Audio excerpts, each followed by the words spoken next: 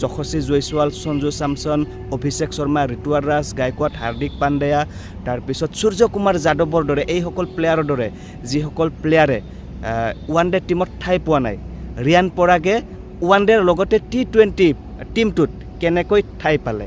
নমস্কাৰ। যেতিয়াৰ পৰাই শ্ৰীলংকা ভ্ৰমণৰ ভাৰতীয় ক্ৰিকেট দলৰ ক্ৰিকেটাৰসকলৰ নাম উল্লেখ কৰা হৈছে তেতিয়াৰ পৰাই এটা বিষয় লৈ খুবেই সামাজিক মাধ্যমত চৰ্চা চলি আছে, খুবেই সমালোচনা চলি আছে এগৰাকী ক্ৰিকেটাৰক লৈ, এগৰাকী প্লেয়াৰক লৈ, আৰু তেওঁ হৈছে ৰিয়ান পৰাগ, যিখন ওৱান ডে খেলৰ তালিকাৰ প্লেয়াৰসকলৰ তালিকাত সূৰ্যকুমাৰ যাদৱৰ দৰে প্লেয়াৰৰ নাম নাই, যাক T20 টিমৰ কেপ্টেইন বনোৱা হৈছে। তাৰপিছত যশস্বী জয়ছোৱালৰ দৰে প্লেয়াৰ নাই, ঋতুৰাজ গায়কোৱাড, সঞ্জু স্যামসন, অভিষেক শৰ্মা। ঋতুৰাজ গায়কোৱাড আৰু অভিষেক শৰ্মাইতো এফালে জিম্বাবৱে যি শৃংখলা হৈছিল T20 শৃংখলা, তাতে খুবেই ভাল প্ৰদৰ্শন কৰিছিল। এফালে সঞ্জু স্যামসনো ভাল খেলি আছে, কিন্তু এফালে হাৰ্দিক পাণ্ডেয়া, যাক T20 টিমৰ কেপ্টেইনৰ পৰা গুচোৱা হৈছে, তাৰ ঠাইত সূৰ্যকুমাৰ যাদৱক কেপ্টেইন বনোৱা হৈছে। মুঠতে এই প্লেয়াৰসকলে যিটো ওৱান ডে টিমত ঠাই পোৱা নাই, সেই ওৱান ডে টিমত ৰিয়ান পৰাগে ঠাই পাইছে।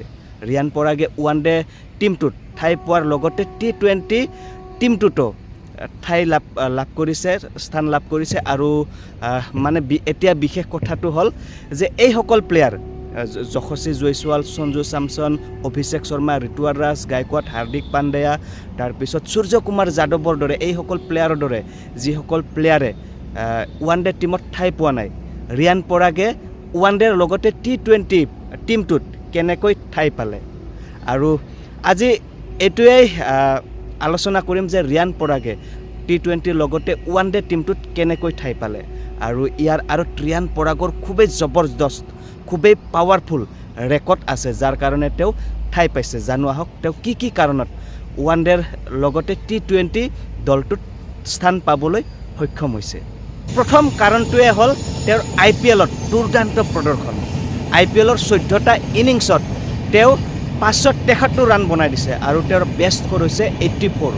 গতিকে এইবাৰৰ যদি 2024ৰ IPL কেৰিয়াৰ তেওঁ চাবলৈ যাওঁ, তেওঁৰ প্ৰদৰ্শন খুবেই দুৰ্দান্ত আছিল, খুবেই পাৱাৰফুল আছিল, যিটো কাৰণত তেওঁক কোচ আৰু চিলেকশ্যন কমিটিয়ে তেওঁক ল'বলৈ মানে তেওঁৰ প্ৰতি আস্থা দেখুৱাইছে আৰু তেওঁৰ প্ৰতি এটা বিশ্বাস দেখুৱাইছে।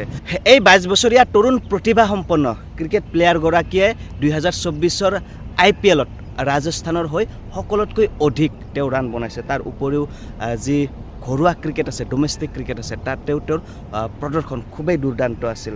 2022-23ৰ যি বিজয় হাজাৰে ট্ৰফিত তেওঁ 552 ৰান বনাই দিছে আৰু 552 ৰান বনাই সকলোৰে দৃষ্টি তেওঁ আকৰ্ষণ কৰিছিল। তাৰ উপৰিও 2023-24 ছৈয়দ আলী মুস্তাক ট্ৰফিত তেওঁ 10টা মেচ খেলি 510 ৰান বনাই দিছিল আৰু তেওঁৰ প্ৰদৰ্শন খুবেই দুৰ্দান্ত আছিল, খুবেই প্ৰশংসনীয় আছিল। তাৰ উপৰিও ৰঞ্জী ট্ৰফিত তেওঁ 378 ৰান বনাই দিছে। গতিকে তেওঁৰ যদি প্ৰদৰ্শন চাবলৈ যাওঁ, এনেদৰে যোৱা 2-1 বছৰৰ ভিতৰত তেওঁৰ প্ৰদৰ্শন খুবেই দুৰ্দান্ত আছিল, খুবেই প্ৰশংসনীয় আছিল। আৰু সেইকাৰণে হয়তো কোচ আৰু টিম মেনেজমেণ্টে তেওঁক শ্ৰীলংকা ভ্ৰমণত ঠাই দিছিল। যদিও জিম্বাবৱে ভ্ৰমণত তেওঁক ঠাই দিছিল, সিমানখিনি তেওঁ সুবিধা পোৱা নাছিল। গতিকে ইমান প্ৰতিভাসম্পন্ন তেওঁৰ কেৰিয়াৰটোক চাই গতিকে তেওঁক আৰু যি কোচ আছে, যি চিলেকশ্যন টিম আছে, তেওঁৰ প্ৰতি আৰু আস্থা দেখুৱাইছে, তেওঁৰ প্ৰতি আৰু ভৰসা দেখুৱাইছে। ভাৰতীয় টিমটোত এজন ভাল অলৰাউণ্ডাৰৰ অভাৱ বহুদিন আগৰ পৰাই এই অভাৱটো চলি আহিছে। গতিকে ৰিয়ান পৰাগ মিডিল অৰ্ডাৰৰ ভাল অলৰাউণ্ডাৰ। তেওঁ ভাল বেটিং কৰে, ভাল মানে ষ্ট্ৰাইক ৰোটেট কৰে আৰু ৰাজস্থান ৰয়েলছৰ হৈ IPLতো আপোনালোকে দেখিবলৈ পাইছে খুবেই তেওঁৰ প্ৰদৰ্শন দুৰ্দান্ত। মিডিল অৰ্ডাৰটো বেটিং কৰিছে, টপ অৰ্ডাৰৰ মানে অপেনিং লেভেলৰ বেটছমেন ইতিমধ্যে ভাৰতৰ আছে। শুভমন গিল আছে, ৰোহিত শৰ্মা আছে, আৰু সেইকাৰণে হয়তো অভিষেক শৰ্মা, যশস্বী জয়ছোৱালক তেওঁলোকে ঠাই পোৱা নাই, কিন্তু মিডিল অৰ্ডাৰৰ ৰিয়ান পৰাগে ঠাই পাইছে। সেইকাৰণে হয়তো অলৰাউণ্ডাৰ তেওঁ বেটিং কৰাৰ লগতে ভাল বলিঙো কৰে।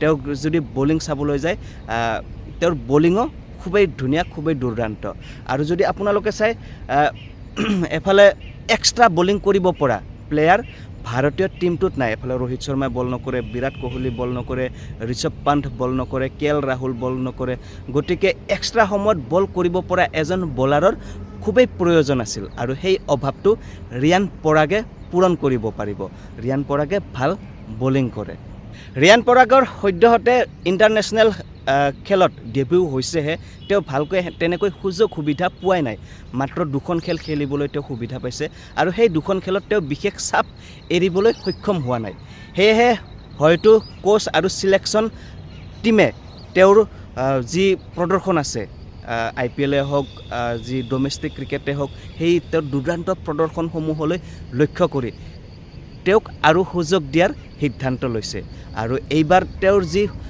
সুবৰ্ণ সুযোগ পাইছে সেই সুবৰ্ণ সুযোগৰ সৎ ব্যৱহাৰ কৰিব বুলি মই খুবেই আশাবাদী আৰু সিলেকশ্যন টিম কোচ তেওঁলোকলৈ খুবেই ধন্যবাদ জনাইছোঁ যে ৰিয়ান পৰাগক এনেদৰে সুবৰ্ণ সুযোগ প্ৰদান কৰাৰ কাৰণে আৰু বাকী অসমবাসী হিচাপে অসমীয়া ক্ৰিকেটাৰক তেনেকৈ নেশ্যনেল লেভেলত খেলা দেখিবলৈ পাই খুবেই গৌৰৱ অনুভৱ কৰি আছোঁ বাকী আপোনালোকে আপোনালোকৰ কমেণ্ট হৃদয় উজাৰি কমেণ্ট বক্সত লিখিব পাৰে জয় আই অসম